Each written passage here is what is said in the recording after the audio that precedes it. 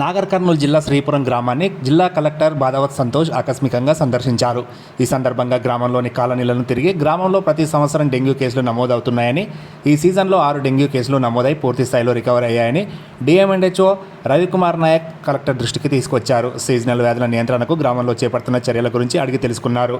గ్రామంలోని నీటి విలువ ప్రాంతాల్లో కలెక్టర్ ఆయిల్ బాల్స్ను వేశారు. ఈ సందర్భంగా జిల్లా కలెక్టర్ బాదావత్ సంతోష్ మాట్లాడుతూ గ్రామంలోని ప్రతి ఇంటిని ఫీవర్ సర్వే నిర్వహించాలని, ప్రతి శుక్రవారం డ్రై డే కార్యక్రమాన్ని గ్రామాల్లో అత్యంత పకడ్బందీగా నిర్వహించి సీజనల్ వ్యాధులు ప్రబలకుండా పక్కాగా చర్యలు తీసుకోవాలని కలెక్టర్ అధికారులకు సూచించారు. ప్రతి శుక్రవారం డ్రై డే కార్యక్రమాన్ని జిల్లా వ్యాప్తంగా అన్ని గ్రామాల్లో అత్యంత పకడ్బందీగా నిర్వహించాలని, నిల్వ నీరు ఉంచకుండా ప్రజలకు పూర్తి స్థాయిలో ఆశా వర్కర్లు అవగాహన కల్పించాలని కలెక్టర్ ఆదేశించారు. గ్రామంలో ప్రతి నివాస ప్రదేశాలలో ఫాగింగ్ చేయించాలని, ఫ్రైడే డ్రై డే పక్కాగా అమలయ్యేలా చూడాలని గ్రామ కార్యదర్శిని కలెక్టర్ ఆదేశించారు.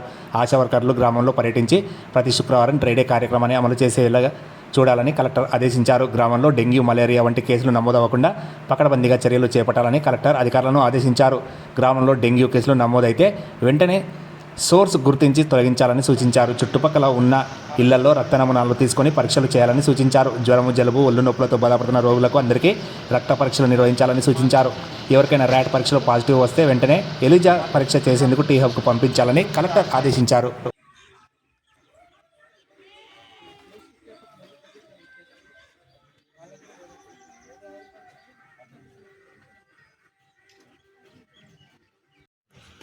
అట్లా కాదు, మీరు ఇందులో ఉన్న నీళ్లు కూడా వారానికి ఒకసారి కింద మారిపోయాలి, లేకపోతే మళ్ళీ దోమలు వస్తాయి, పిల్లలకి ఇదైతే